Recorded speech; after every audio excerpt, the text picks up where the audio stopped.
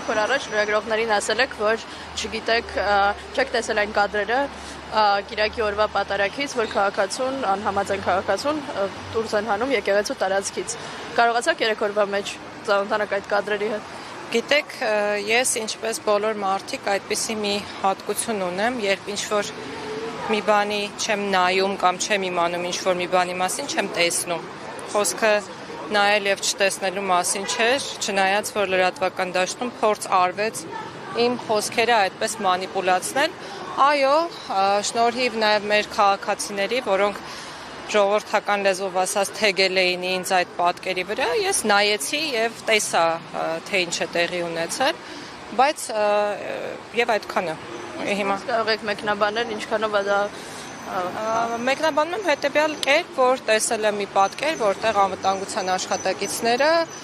քաղաքացու բերանը փակած նրան փորձում էին X վայրից տեղափոխել Y վայր։ Ինչքանով է դա ժողովրդավարական երկրում թույլատրել։ Դուք եղել եք այնտեղ։ Եղել եք այնտեղ։ Լսել եք ինչեր է ասել տվյալ քաղաքացին։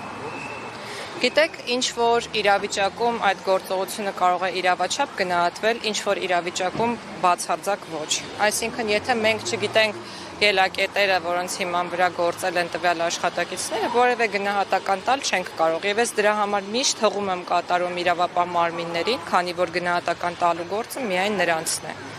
Ես այնտեղ չեմ եղել, չեմ լսել ինչ է ասել քաղաքացին, տեսել եմ պատկեր, որը ինձ համար բավարար չէ որևէ հետևություն անելու համար եւ կարծում եմ որևէ մեկի համար բավարար չէ։